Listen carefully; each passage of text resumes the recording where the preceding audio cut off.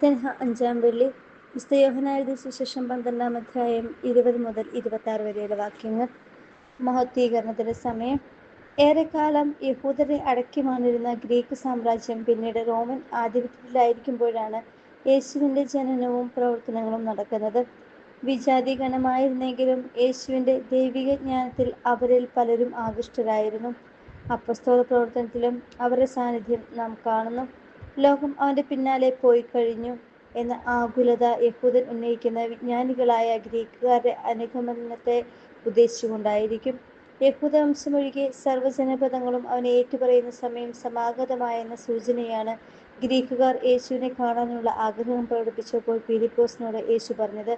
തന്റെ മരണത്തിന് നിശ്ചയിക്കപ്പെട്ട സമയം വന്നിരിക്കുന്നു എന്ന തിരിച്ചറിവാണിത്. മനുഷ്യപുത്രൻ മഹത്വപ്പെടുത്താനുള്ള സമയമായിരിക്കുന്നു. ലൂക്കായുടെ സുവിശേഷം 12-ാം അധ്യായം 23-ാം വാക്യം. എന്നത് തന്റെ മരണവും തുടർന്നുള്ള ഉത്ഥാനവുമാണ്. നിലത്ത് വീണ് അഴിയുന്ന ഗോതമ്പ് മണി കൂടുതൽ ഫലമുളവാക്കുന്നത് പോലെ യേശുവിന്റെ കുരിശുമരണം അനേകരുടെ പാപമോചനത്തിനും തദ്വാര ദൈവപുത്രസ്ഥാനത്തിനും യോഗ്യത നൽകി. തന്റെ ജീവനെ സ്നേഹിക്കുന്നവൻ അറയിൽ സൂക്ഷിച്ച് പുഴുത്തുപോകുന്ന ഗോതമ്പ് മണി പോലെയും അത് അപരന്റെ ഉപരിനന്മയ്ക്കായി വിനിയോഗിക്കുന്നവൻ നിത്യജീവനിലേക്ക് അതിനെ കാത്തു സൂക്ഷിക്കുകയും ചെയ്യുന്നു.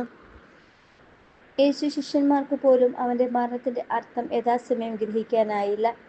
എന്നാൽ യേശു ഉത്ഥാനം ചെയ്തപ്പോൾ അവനെപ്പറ്റി ഇക്കാര്യങ്ങൾ എഴുതപ്പെട്ടിരിക്കുന്നുവെന്ന് അവനു വേണ്ടി ഇവയെല്ലാം പ്രവർത്തിച്ചുവെന്നും അവർ അനുസ്മരിച്ചു.